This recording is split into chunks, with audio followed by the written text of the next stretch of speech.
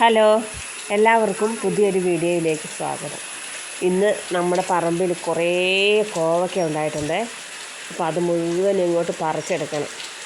കുറേ വീട്ടുകാർക്കും അയലക്കത്തുള്ളവർക്കൊക്കെ കൊടുത്തു. എന്നിട്ടും കുറേ ബാക്കിയാണ്. അപ്പം ഞാനിതെല്ലാം പറിച്ചെടുത്ത് കീറിയിട്ടൊന്ന് വാട്ടണം. അടുപ്പത്ത് വെച്ച് വാട്ടി അത് ഉണക്കി വറുത്താലും നല്ല കേട്ടോ, സ്കൂളിലൊക്കെ കൊണ്ടുപോകാൻ. അപ്പം ഞാനും ഉണ്ട്, മോളും ഉണ്ട്.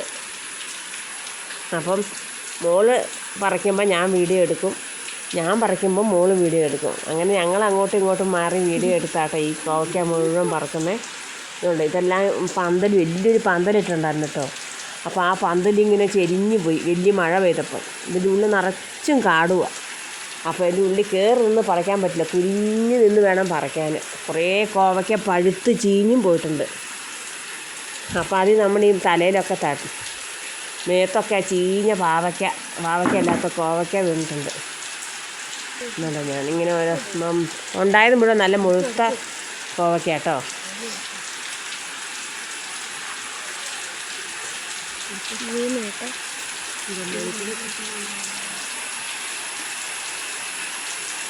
ഇത് മുഴുവൻ ഞാനിങ്ങ് പറിച്ചെടുക്കുവാണേ.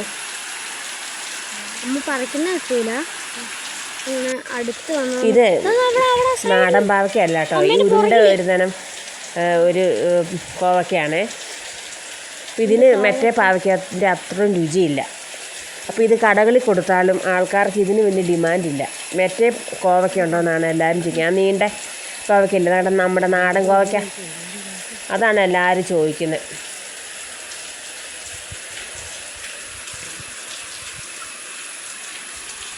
കുറേ പിഞ്ചും ഉണ്ട്. പിഞ്ച് കറി വെച്ചാൽ നല്ല രസമാണ് കേട്ടോ. അത് നമ്മളിങ്ങനെ ഇങ്ങനെ മീൻ വറുക്കുന്ന മാതിരി വറുത്താലും നല്ലതാണ്. അപ്പോൾ ഇവർക്ക് ഞാൻ ഇടയ്ക്ക് സ്കൂളിലൊക്കെ അങ്ങനെയൊക്കെ കൊടുത്തു വിടും, മീനൊന്നും ഇല്ലാത്തപ്പം.